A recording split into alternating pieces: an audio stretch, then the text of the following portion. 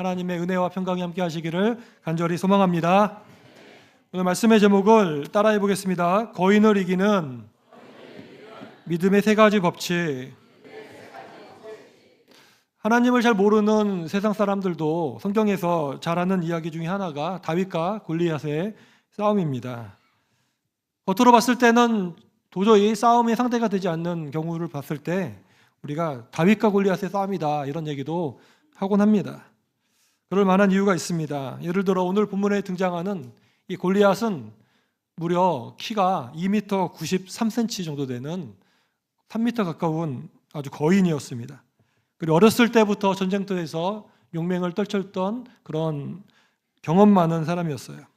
전신에 갑옷을 입었고 아주 큰 창을 들고 또 방패로 그를 호위하는 사람도 있었습니다. 마치 삼국지를 보면 장판교 위에서 장비가 혼자서 큰 소리를 호령을 칠 때 조조의 군대가 두려워서 오지 못하는 것처럼 이 골리앗이 엘라 골짜기에서 서가지고 큰 소리를 칠 때 이스라엘 군대들이 벌벌벌 떨었습니다. 한번 지도를 한번 보여주시기를 바랍니다. 지도를 보시면 가운데 엘라 골짜기에 놓고 이스라엘 군대와 블레셋 군대가 이렇게 대치하고 있었습니다. 그런데 블레셋 군대에서 골리앗이 일어나서 큰 소리를 치는 거예요. 다 싸울 필요가 뭐가 있겠느냐. 나와 너희들이 한 명씩 1대1로 대결하자. 그래서 이기는 팀이 승리하는 걸로 하자. 그렇게 도발을 했습니다. 그러면서 하나님을 모독하고 이스라엘 군대를 조롱했습니다. 반면에 다윗은 어떤 모습입니까? 우리 한번 그림을 하나 보여주시면요. 다윗은 저렇게 어린 소년이었어요. 10대 후반으로 나이가 추정됩니다. 전쟁의 경험도 한 번도 없는 소년이고 목동이었죠. 그리고 사울왕도 그를 향해서 너는 소년이고 그 골리앗은 어렸을 때부터 용사인데 싸움이 되겠느냐 이렇게 물어볼 정도로 그랬어요. 그리고 다윗은 갑옷도 입지 않았습니다. 그냥 편하게 입었고 무기도 손에 막대기 하나와 물매 하나 그리고 돌멩이 5개만 주머니에 넣어놓고 앞으로 나온 것입니다. 객관적으로 봤을 때 도무지 경쟁 상대가 될 수 없는 것이 다윗과 골리앗이었습니다. 그런데 결과는 어떻게 되었죠? 놀랍게도 우리가 읽었지만 다윗이 골리앗을 이기고 골리앗의 머리를 베어버리고 이스라엘이 그것 때문에 힘을 얻어가지고 이제는 블레셋 군대로 돌진하고 블레셋 군대들은 도망치고 그래서 큰 대승을 거두는 일이 있었습니다. 다윗은 이 사건으로 인해서 본격적으로 이제 무대 중앙에 나타나게 되죠. 사랑하는 여러분, 그렇다면 다윗이 이 어린 소년 다윗이 저 무시무시한 거인 골리앗을 이길 수 있었던 이유는 무엇일까요? 또 우리가 우리 주변을 둘러보았을 때에 하나님을 조롱하고 하나님을 믿는 자들을 비웃는 그런 세상에 많은 골리앗 같은 적들이 있습니다. 우리를 넘어뜨리려고 하고 힘들게 만드는 것들이 많은데 거기에 맞서서 우리가 승리할 수 있는 방법은 무엇일까요? 말씀을 통하여 몇 가지를 보도록 하겠습니다. 첫째로 이 다윗은 하나님의 영광에 대한 목마름이 있었던 사람이었습니다. 저와 여러분에게도 하나님을 향한 하나님의 영광을 위한 목마름이 있기를 간절히 원합니다. 이 세상 사람들은 눈에 보이는 것만을 바라보면서 살아갑니다. 이 골리앗도 그랬어요. 그는 자기의 힘, 자기의 무기를 의지했습니다. 그리고 40일 동안 계속 나와서 계속 한번 덤벼봐라 그러면서 하나님을 막 무시하고 또 이스라엘 백성들을 무시하고 조롱했어요. 그런데 40일이 있어서 드디어 이 이스라엘 진영에서 한 사람이 나왔는데 멀리서 봤을 때 너무 좀 보잘것없어 보이는 거예요. 그래서 실망스러운 것이죠. 적어도 자기와 싸우려면 사울 왕이나 아니면 그에 준하는 장군들 중에서 용사들이 나와서 1대1로 붙기를 원했는데 아무리 봐도 이상한 거예요. 그래서 가까이 갔어요. 그랬더니 어떻게 됐습니까? 더 기가 막혔습니다. 42절을 보면 그 블레셋 사람이 둘러보다가 다윗을 보고 업신여기니 그랬어요. 이상하다. 이거 진짜 맞는 거 이렇게 들어본 거죠. 어린 소년 하나가 나와 있는 거예요. 업신여겼다. 용모가 단정하고 또 뭐라 그럴까요? 소년이 나왔으니까요. 그러니까 너무 기가 막힌 겁니다. 그리고 갑옷도 입지 않고 손에 막대기 하나 들고 나온 것이에요. 그래서 골리앗은 이렇게 얘기합니다. 내가 나를 개로 여기고 막대기를 가지고 나왔냐? 그렇게 하면서 분노하는 거예요. 이게 너무 나를 우습게 여기는 거 아니냐. 그러면서 자기가 믿는 그 신은 이름으로 다윗을 저주합니다. 그리고 그를 위협합니다. 44절을 보면 이렇게 말합니다. 내가 내 살을 공중의 새들과 들짐승에게 주리라. 그렇게 하면서 한마디로 막 다윗을 깔보고 있어요. 여러분, 이것은 너무나 정상적인 반응입니다. 누가 보더라도 이것은 도무지 싸움의 상대가 되지 않는 모습이기 때문이죠. 마치 지금 월드컵 하고 있지만 월드컵의 우승팀과 이 동네 축구팀이 한번 시합을 한다면 우리가 게임이 되겠습니까? 그런 것처럼 상대가 되지 않는 지금 싸움으로 보인 것입니다. 모든 사람이 그렇게 봤을 거예요. 이스라엘 편도 그렇게 보고 블레셋 군대도 그렇게 봤을 것입니다. 그러나 유일하게 그렇게 생각하지 않았던 사람이 있었는데 그가 바로 다윗입니다. 다윗은 여호와 하나님을 향한 그 골리앗의 모독, 이스라엘 백성을 향한 조롱을 참을 수가 없었어요. 그의 마음에는 하나님, 자기가 정말 사랑하는 하나님을 조롱하는 저 골리앗은 가만히 내버려둘 수가 없었습니다. 다윗은 하나님의 이름이 영광을 받기를 원하는 그 간절한 목마름이 있었음을 우리가 기억하기를 원합니다. 또한 다윗에게는 하나님이 나를 도와주시기 때문에 그를 이길 수 있다는 믿음도 있었습니다. 45절 말씀 같이 읽어보겠습니다. 시작. 다윗이 블레셋 사람에게 이르되 너는 칼과 창과 단창으로 내게 나아오거니와 나는 만군의 여호와의 이름 곧 내가 모욕하는 이스라엘 군대의 하나님의 이름으로 내게 나아가노라. 아멘. 다윗의 마음을 한번 생각해 보기를 원합니다. 만일 우리 중에서 여러분이 부모님이 여러분 보는 앞에서 부모님이 다른 사람한테 모욕을 당하고 욕을 먹고 그러는 모습을 봤다 그러면 그것을 그냥 넘어갈 사람이 있겠습니까? 또 여러분의 배우자나 자녀들이 다른 사람한테 무시당하거나 그렇게 멸시를 받는 것을 본다면 기분 좋게 그냥 허허하면서 넘어갈 수 있겠습니까? 아마 우리가 그런 경우를 보면 속으로 피눈물을 흘리면서 복수를 하리라 이런 다짐도 할 것입니다. 그런데 우리는 하나님이 모욕을 당하는, 하나님 아버지가 모욕을 당하는 모습을 볼 때에 우리는 어떻게 반응합니까?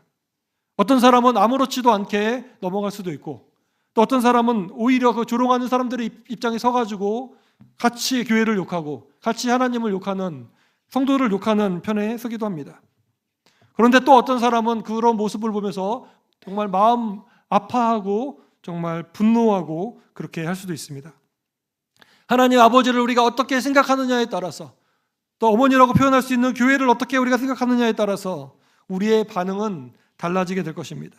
그런데 다윗은 어떠했습니까? 그는 하나님의 이름이 모욕받는 것을 정말 견딜 수가 없어 했습니다. 싸움에서 패배하면 자기 목숨을 잃을 수 있다고 하는 거기에 사로잡히지 않았습니다. 거기에 있었던 이스라엘의 군대들, 사울 왕이나 이스라엘의 백정 노장들, 싸움터에서 뼈가 굵었던 사람들이 골리앗이 그렇게 조롱했을 때 속으로 편했을까요? 아니죠. 그들도 분노하고 정말 화가 났을 것입니다. 그러나 자기가 골리앗과 싸워서 이길 수 있는 자신이 없으니까 그냥 참고 그렇게 넘어갔던 것입니다. 하지만 소년 다윗은 달랐습니다. 그는 앞뒤를 재지 않았어요. 그가 사랑하는 하나님, 찬양하는 하나님을 함부로 모독하고 하나님의 백성들인 이스라엘 군대를 조롱하는 골리앗을 가만둘 수가 없었습니다. 그래서 그는 과감하게 전쟁터에 나선 것입니다. 사랑하는 여러분, 하나님께서는 이러한 다윗의 마음을 기뻐하셨습니다. 하나님의 영광을 정말 사모하는 그 마음, 하나님의 이름이 모욕을 당하는 것을 도저히 참을 수 없고 견딜 수 없는 하나님을 향한 열정이 있는 그 마음, 하나님은 그 마음을 보셨습니다. 하나님은 그런 마음을 가진 다윗을 사랑하셨고 그래서 그를 너는 내 마음에 맞는 사람이다, 너는 내 마음에 합한 사람이다 라고 그렇게 인정하셨던 중요한 이유가 여기에 있는 줄로 믿습니다. 성경을 보면 하나님을 사랑하고 그의 백성을 사랑하기 때문에 그들의 백성이 하나님이 모욕받는 것을 참지 못했던 사람들이 종종 나옵니다. 그 중에 한 사람이 비느하스라는 사람인데요, 민수기 25장을 보면 그 이스라엘 백성들이 이제 광야 생활을 하다가 시딤이라고 하는 곳으로 이제 도착했는데 거기에 있는 모압과 미디안 여인들이 이스라엘 남성들을 유혹했어요. 그리고 그들이 간음하게 만들고 바알 부올이라고 하는 우상에게 절까지 하도록 만들었습니다. 그러자 하나님이 너무 화가 나서 그들에게 그 전염병을 돌려서 2만 4천 명이나 되는 사람들이 이제 죽게 됩니다. 백성들이 벌을 받고 막 슬피 울고 있는데 이 시므이 지파의 족장이었던 시므리라고 하는 사람이 그런 이상한 좋지 않은 상황에도 개의치 아니하고 그 미디안 족속의 족장의 딸인 고스비라고 하는 여인을 데리고 사람들 다 보는 앞에서 자기 장막으로 들어가는 거예요. 자기는 뭐 이런 어떠한 상황이 되든지 난 상관없다. 나는 내가 사랑하는 사람과 즐기겠다. 이런 마음으로 그렇게 무시하고 들어간 거죠. 이때 아론의 손자고 또 제사장 엘리아살의 아들이었던 비느하스가 손에 창을 들고 그 뒤를 따라 들어갑니다. 그리고 그때 거기서 간음하고 있었던 그들을 한 번에 창으로 찔러서 둘 다 죽이는 그런 일을 하지요. 그런데 놀랍게도 그들이 죽는 순간 이스라엘 지파를 죽이고 있었던 전염병이 한순간에 그치고 맙니다. 그리고 하나님은 비느하스에게 다음과 같이 칭찬을 합니다. 민수기 25장 11절에서 13절 말씀을 같이 읽어보겠습니다. 시작. 비느하스가 내 질투심으로 질투하여 이스라엘 자손 중에서 내 노를 돌이켜서 내 질투심으로 그들을 소멸하지 않게 하였도다. 그러므로 말하라. 내가 그에게 내 평화의 언약을 주리니 그와 그의 후손에게 영원한 제사장 직분의 언약이라. 그가 그의 하나님을 위하여 질투하여 이스라엘 자손을 속죄하였음이니라. 아멘. 하나님은 이 비느하스가 행동했던 것에 중심을 보았어요. 그는 하나님을 향한 너무 질투심이 있었어요. 바로 하나님을 너무 사랑했는데 그 하나님을 면전에서 조롱하는 그 시므리의 모습을 보면 도무지 견딜 수가 없었던 것입니다. 이렇게 수많은 영혼들이 죽어가고 있는데도 상관없이 자기의 쾌락을 따라서 살아가는 그 족장을 보고 견딜 수가 없어서 그렇게 죽인 것이죠. 그런데 하나님은 그것을 보고 하나님은 칭찬한 거예요. 너가 나를 사랑하는 그 질투심으로 너가 죄를 속죄를 했기 때문에 내가 너를 축복하겠다. 그러면서 비느하스의 자손 중에서 제사장을 계속 주겠다고 하셨어요. 역사적으로 실제적으로 이 비느하스의 자손 중에 사독이라고 하는 사람이 나오는데 어느 순간이 되면 모든 제사장들이 다 사라지고 이 사독 가문이 이 제사장을 계속해서 이어받게 됩니다. 사랑하는 여러분, 성경의 인물들을 보면 이 비느하스뿐만 아닙니다. 느헤미야 역시도 이스라엘 백성의 성벽이 다 무너져서 하나님의 이름이 조롱받고 있고 백성들이 고통받고 있다는 소식을 듣고 그는 너무나 슬퍼서 울면서 수십 일을 금식하면서 하나님께 정말 이스라엘 민족을 위해서 기도했습니다. 사도 바울은 하나님의 복음을 알지 못하고 하나님을 핍박하고 예수님을 핍박하는 그 유대인들 자기의 종족을 보면서 차라리 나의 이름을 생명책에서 지워달라고 하면서 그들을 구원하기 위해서 정말 가진 고난을 다 감당했습니다. 이 세상에서 정말 하나님의 이름에 대해서, 교회에 대해서, 그의 백성들에 대해서 이렇게 사랑하는 마음이 있을 때에 정말 주님을 향해 질투감을 갖게 되고 또 그 열정으로 우리가 살아갈 때에 하나님께서는 그런 사람을 귀하게 여기고 우리 앞에 있는 거인을 무너뜨리는 도구로 사용하실 줄로 믿습니다. 이 세상을 우리가 살아가다 보면, 이 세상을 나가보면 우리가 믿지 않는 사람들 사이에 있다가 보면 세상 사람들이 정말 하나님의 이름을 많이 좀 싫어하는 사람도 있고 교회를 미워하는 사람도 있음을 보게 됩니다. 특별히 우리가 노방전도를 나가면 그런 것들을 경험하게 되지요. 이번 주에도 우리가 금요일에 전도를 했습니다. 이 길거리도 전도하고 클리시움도 가고 이렇게 했는데요. 그러니까 저도 이제 전도를 이렇게 같이 나가서 보니까 불교를 다닌다, 천주교 다닌다 이런 분들도 계시고 또 보면 우리 교회를 나오고 계시다가 한참 방학하고 계시는 분들도 또 만나게 됩니다. 또 어떤 분들은 호의적이기도 한데 또 어떤 분들은 되게 적의감을 가지고 되게 싫어하고 되게 그런 눈빛과 그런 말투를 가지고 대하는 분들도 계십니다. 하나님의 영광을 정말 그들이 몰라서 그러는 것이죠. 하나님의 영광을 사모하는 사람들은 그 예수님의 이름이 모든 사람이 마지막에는 온 세상 사람들이 그 예수 그리스도의 이름을 높이고 여호와의 영광을 인정하는 것이 온 땅에 가득할 것이다 라고 말했던 하나님의 말씀과 같이 정말 주님 이름 앞에, 주님 앞에서 모든 사람들이 엎드려 경배하는 그런 것이 예언이 되어 있는데 그런 주님의 영광을 알지 못하고 주님을 조롱하고 미워하고 비웃고 하는 사람들을 봤을 때 마음이 아픈 거예요.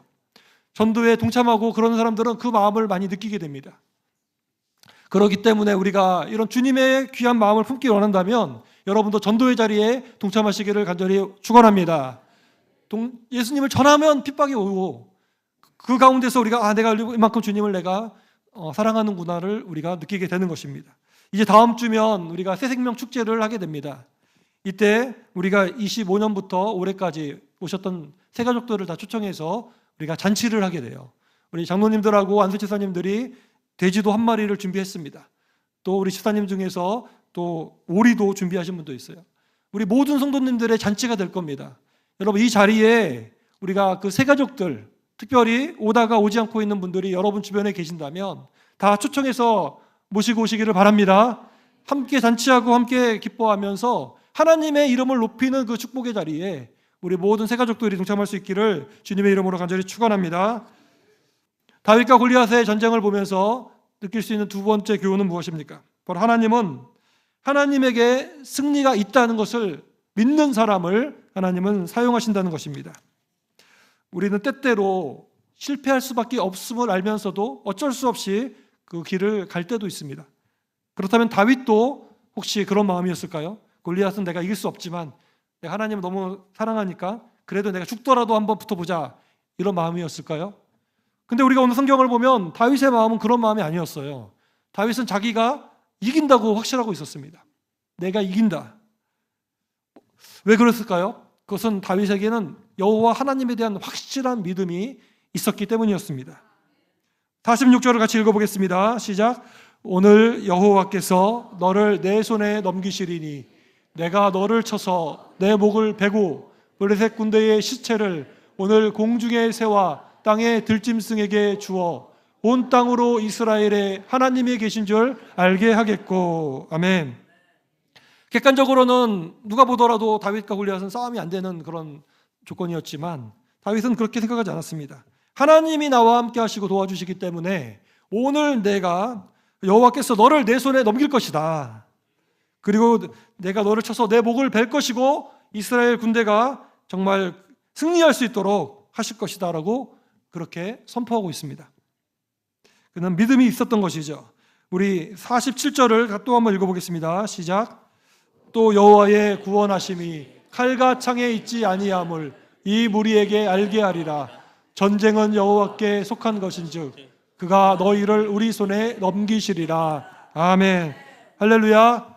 사랑하는 성도 여러분, 이런 다윗의 믿음은 특별한 믿음이었습니다. 모든 사람이 다 믿지 못했어요. 골리앗은 이길 수 없다고 다 생각했지만 유일하게 다윗만 믿었습니다. 왜 그랬을까요? 다윗의 믿음이 그만큼 확실했기 때문입니다. 하나님을 다윗은 크게 인식했어요.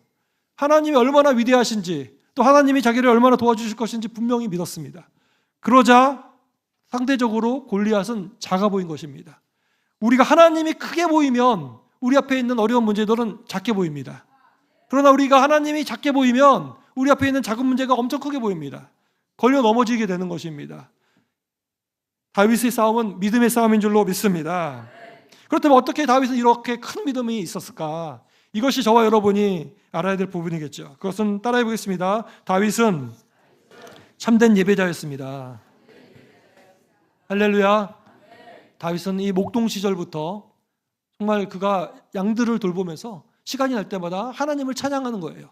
악기를, 수금을 연주하면서 하나님의 이름을 높이고 시편을 짓고 하나님을 찬양하고 사랑하고 막 그랬어요. 짐승들이 막 덤벼들고 양들을 막 빼앗아갈 때는 하나님의 이름을 힘입어서 그 짐승들과 가서 싸워가지고 그 양들을 다 구출해내고 그때마다 그는 하나님의 도우심을 경험을 계속했습니다. 그래서 16장의 앞에 보면 어떤 내용이 나오냐면 사울왕이 악신이 들어가지고 막 이상한 소리하고 막 이럴 때 악기를 다루는, 찬양할 수 있는 사람을 수소문했습니다. 다윗이 이제 초청돼가지고 다윗이 수금을 연주했더니 사울왕이 있던 악신이 떠나갔어요. 그만큼 다윗은 영성이 지금 충만한 상태인 줄로 믿습니다. 충만한 거예요. 악기만 연주해도 귀신이 떠나갈 정도로의 영성이 있었던 것입니다. 그렇기 때문에 지금 다윗의 마음에는 이 골리앗이 눈에 보이지 않는 겁니다. 하나님이 그의 눈에 보인 줄로 믿습니다. 사랑하는 여러분, 세상이 아무리 위협한다고 하더라도 하나님보다 크고 위대하신 분은 없는 줄로 믿습니다. 로마서 8장 39절의 말씀처럼 그 어떤 것도 그리스도 예수 안에 있는 하나님의 사랑에서 우리를 끊을 자가 없음을 믿으시길 바랍니다. 골리앗과 같이 우리를 두렵게 만드는 그런 적들에 대해서 우리가 이기기 위해서 필요한 것은 믿음임을 여러분 기억하시기 바랍니다. 요한일서 5장 4절 말씀 같이 읽어보겠습니다. 무릇 하나님께로부터 난 자마다 세상을 이기느니라. 세상을 이기는 승리는 이것이니 우리의 믿음이니라. 아멘. 할렐루야. 세상을 이기는 우리의 승리가 무엇이라 그랬습니까? 우리의 믿음이랬습니다. 믿음이 바로 승리의 방법인 것입니다. 여러분, 우리 교회에도 어려움이 찾아올 수 있습니다.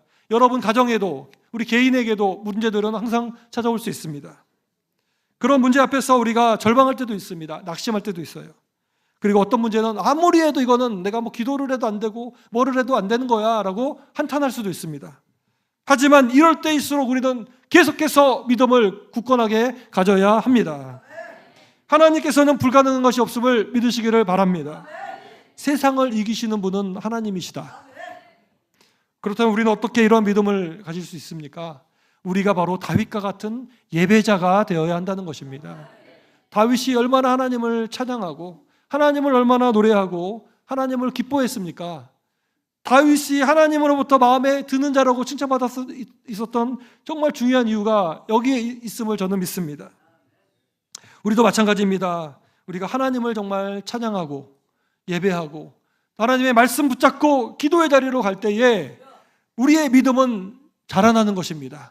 여러분, 믿음은 성장할 수도 있고 줄어들 수도 있는 거예요. 내가 하나님과 멀어지고 찬양도 하지 않고 세상 노래들만 듣고 또 말씀도 보지 않고 기도도 하지 않고 우리가 그냥 바쁘게만 살아간다. 어느 순간에 하나님은 보이지 않습니다. 믿음이 없는 거예요. 세상 사람들은 똑같이 반응합니다. 그러나 우리가 하나님을 정말 다윗처럼 전심으로 예배하고 찬양하고 기뻐하고 그의 사랑 안에 거하고 그리고 하나님의 말씀 붙들고 기도의 자리로 계속해서 쉬지 않고 우리가 나아가며 주님의 얼굴을 구할 때에 주님의 얼굴이 이렇게 크게 보이면 세상의 것은 아주 조그맣게 보이는 줄로 믿습니다. 주님이 일하시면 주님의 때에 주께서 문제를 해결해 주시는 것입니다. 사랑하는 성도 여러분, 전쟁은 여호와께 속한 것입니다. 하나님의 구원하심은 칼과 창에 있는 것이 아닙니다. 참된 예배자가 되어서 하나님을 크게 바라보시고 하나님의 뜻대로 기도하고 응답받으시는 성도님들 되시기를 주의 이름으로 간절히 소망합니다. 마지막으로 다윗과 골리앗의 싸움에서 우리가 얻을 수 있는 교훈은 바로 하나님은 작은 일에도 최선을 다하는, 그래서 준비된 사람을 사용하신다는 것입니다. 다윗과 골리앗이 서로 이제 말싸움을 한번 이렇게 하고 나서 실제적으로 이제 싸움에 돌입합니다. 고대에는 장군들끼리 싸울 때 한번 자기 그 말로서 한바탕 하고 나서 이제 전쟁을 한다고 하는데, 이제 블레셋 사람이 골리앗이 다윗에게로 저벅저벅 다가오고 다윗은 골리앗을 향하여 막 달려갔습니다. 왜 달려갔을까요? 그것은 그가 준비한 이 물맷돌을 던지기 위해서였습니다. 49절을 같이 읽어보겠습니다. 시작. 손을 주머니에 넣어 돌을 가지고 물매로 던져 블레셋 사람의 이마를 치매 돌이 그의 이마에 박히니 땅에 엎드러지니라. 아멘. 다윗은 우리가 알다시피 목동이었는데요, 양들을 치다 보면 여러 가지 어려움들이 생기는 겁니다. 때로는 보니까 사자도 오고 곰도 온다 그랬어요. 늑대 이리도 와서 양들을 막 가져가려고 하는 겁니다.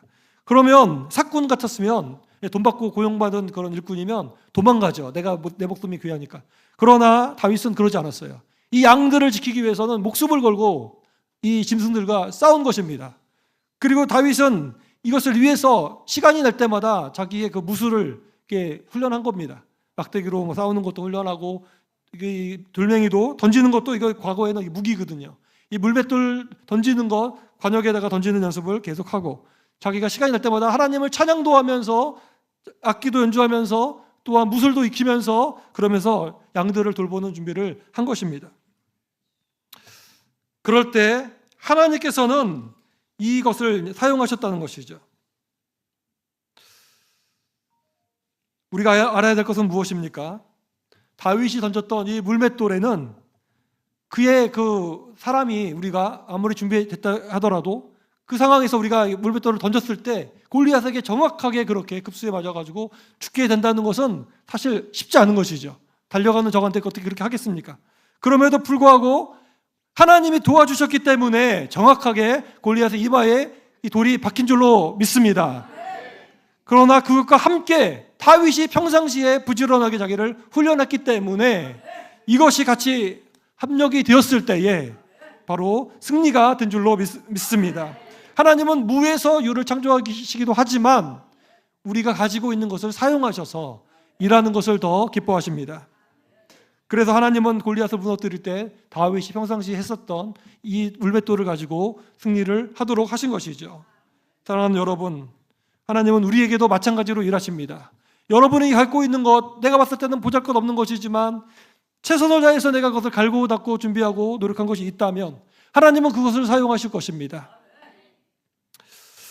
오병이어의 사건이 바로 그러한 것이죠. 여러분, 물고기 그 2마리와 보리떡 5개 가지고 어떻게 5,000명의 사람을 먹이겠습니까? 이 소녀는 그렇지만 자기가 먹을 도시락을 배고픈 사람들을 위해서, 제자들을 위해서 예수님의 제자들에게 드렸을 때에 예수님은 그 작은 도시락을 가지고 남자만 5,000명을 먹이시는 기적을 베푸신 줄로 믿습니다. 우리의 가진 것으로 일하시는 하나님을 우리가 기억하면서 우리가 우리의 것을 주님께 온전히 드리시는 여러분 되시기를 바랍니다. 사랑하는 여러분, 다윗이 목동 시절부터 성실하게 자기의 일을 하기 위해서 정말 그렇게 갈고 닦고 양들을 돌보고 또 하나님을 찬양하고 이런 일을 했을 때에 하나님은 그것들을 눈여겨보셨습니다. 어렸을 때부터 하나님께 온전한 마음을 드리고 자기의 작은 일, 이 목동으로서의 역할을 감당하고자 애쓰는 다윗을 하나님은 눈여겨보신 줄로 믿습니다. 그래서 그가 때가 되니까 그를 사울왕에 세워서 그의 악신이 떠나가는 일에 그의 찬양을 사용하셨습니다. 때가 되니까 골리앗 앞에 그를 세워서 거대한 골리앗을 이기도록 만들어주신 줄로 믿습니다. 하나님은 작은 일에 충성하는 자에게 큰 일도 맡기심을 믿으시길 바랍니다. 작은 일에 충성하는 자를 하나님께서는 하나님의 잔치자리에 초청하는 줄로 여러분 믿으시기를 바랍니다. 우리에게 있는 것이 무엇입니까? 비록 그것이 적은 것일지라도 성실하게 감당하시기를 바랍니다. 만일 여러분이 학생이라면 내가 공부하는 일을 우습게 여기지 마시고 최선을 다해서, 학생이기 때문에 내가 최선을 다해서 공부하시기를 바랍니다. 직장인이라면 회사에서 성실하게 죽게 하듯이 그렇게 일을 하시기를 바랍니다. 사업을 운영하신다면 그 일을 대충 생각하지 마시고 열심으로 죽게 하듯 성실하게 정직하게 감당하시기를 바랍니다. 하나님께서는, 우리는 이렇게 생각할 때가 많아요. 앞으로 우리는 이렇게 생각할 때가 많아요. 뭐라고 어떻게 생각하냐면 장차 우리가 큰 위대한 일들을 할 것이기 때문에 지금 내가 하고 있는 하찮은 것들은 중요하지 않아 라고 우리가 생각하면서 오늘을 대충 살고 내일의 꿈을 크게 갖고 있는 사람들이 많습니다. 그러나 그것이 아닙니다. 오늘 나에게 주어진 작은 일에, 주님께서 맡겨주신 일에 최선을 다하면 하나님은 미래에 우리에게 더 큰 일을 맡겨주시는 것입니다. 하나님의 영광을 위하여 사용하시는 것입니다. 우리의 노력에 하나님의 도우심이 결합될 때에 기적이 일어나는 것입니다. 하나님께서 기뻐하시는 사랑하는 여러분 되시기를 간절히 소망합니다. 사랑하는 여러분, 거인을 이기는 믿음의 법칙은 무엇입니까? 첫째로 하나님의 영광을 위한 목마름을 가지시기를 바랍니다. 둘째로 우리의 문제보다 하나님을 더 크게 보는 믿음, 하나님의 예배자가 되기를 원합니다. 세 번째로 나에게 주어진 작은 일에 충성하여 잘 준비하는 저와 여러분 되시기를 원합니다. 이처럼 하나님의 마음에 합했던 다윗의 모습을 우리가 기억하면서 예수님도 이 땅에 오셨을 때에 그 위대하신 하나님이셨지만 정말 그 십자가의 사명을 감당하고자 말없이 그 사명을 감당하셨을 때에 주님이 십자가 이후의 부활로 구원의 구원주로서 주님을 높여주신 줄로 믿습니다. 저와 여러분도 주변에 찾아오는 수많은 거인들, 수많은 위협들, 하나님과 백성들을 조롱하는 수많은 거인들이 있지만 우리가 하나님 앞에 이러한 마음으로 우리가 온전하게 나갈 때에 하나님께서는 거인을 물들이치시고 하나님의 영광을 받으시고 이스라엘 백성, 하나님의 백성들에게는 기쁨이 될 수 있는 하나님의 사람으로 저와 여러분을 사용하여 주실 줄로 믿습니다. 이러한 담대한 믿음으로 승리하는 사랑하는 여러분 다 되시기를 주님의 이름으로 간절히 축원합니다. 합심해서 우리 기도하고 하나님께 고백하겠습니다.